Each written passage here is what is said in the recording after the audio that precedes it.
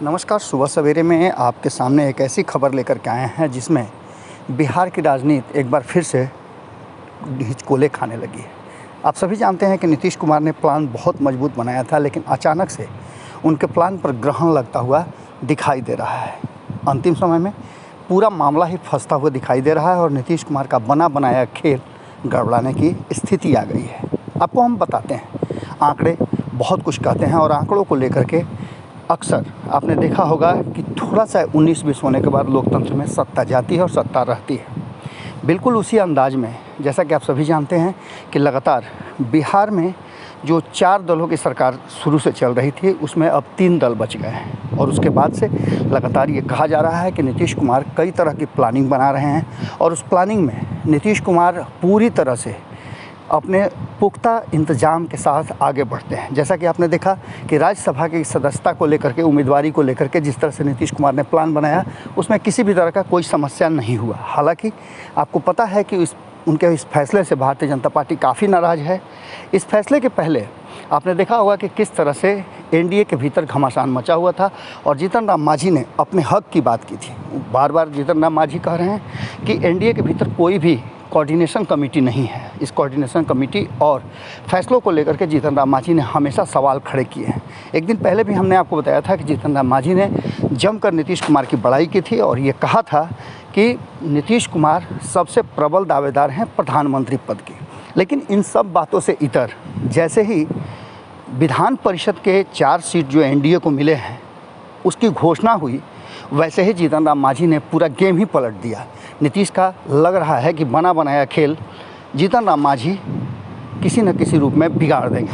जीतन राम मांझी लगातार इस बात को लेकर के 2020 के चुनाव परिणाम आने के बाद ही अपने हक हुकूक की बात कर रहे हैं। एक बार फिर से उन्होंने राज्यसभा में छूट कर समर्थन दिया था, बिना किसी शर्त पर समर्थन देने का।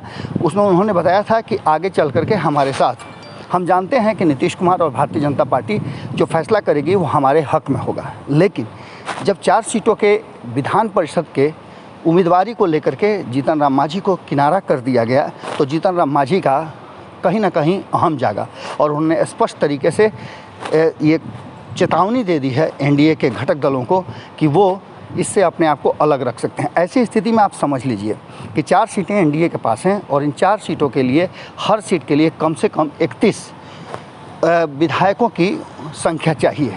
उसी पर एक आपके विधान परिषद के सदस्य चुने जाएंगे। ऐसी स्थिति में आप जानते हैं कि कुल भाजपा के पास 77 सीटें हैं, पहले से 74 और 3 वीआईपी के उनके पास आए तो 77 सीटें हो गई।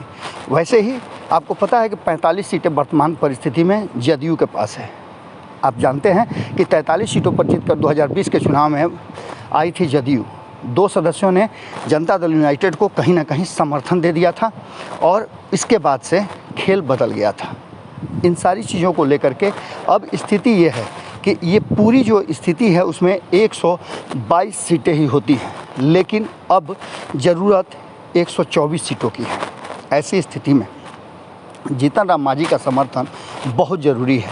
लेकिन आपको बता दें कि इसमें भी जीतन राम मांझी के इस पूरे बयान के बाद एनडीए के भीतर घमासान तो मचा हुआ है। नीतीश के प्लानिंग को कहीं ना कहीं झटका लगने की पूरी उम्मीद बताई जा रही है। लेकिन इसके साथ ही नीतीश कुमार कैसे इस सब से निपटेंगे, जीतन राम मांझी को मनाने की जगह अगला स्टेप क्या होगा नीतीश कुमार का, ये बड़ा ही महत्वपूर्ण है। नीतीश कुमार हमेशा पासा फेंकते हैं तो जीत के लिए। अब देखना होगा, और जो हमारे पास सूत्र बता रहे हैं कि प्लान तो गड़बड़ा गया है, लेकिन इसको ठीक करने के लिए नीतीश कुमार ने एक नया दाव चल दिया है, जो अगली खबर में हम आपको बताएंगे। और उस खबर के साथ हम आपको बताएंगे नीतीश कुमार की चाणक्य नीति किस तरह से काम करती है, जिससे भारतीय जनता पार्टी हमेशा डर करके रहती है। यही कारण है कि 4 सीटों के विधान परिषद के उम्मीदवारी में 2 सीटें भारतीय जनता पार्टी को ज़्यादा संख्या रहते हुए भी नीतीश कुमार को देने के लिए मजबूर होना पड़ा।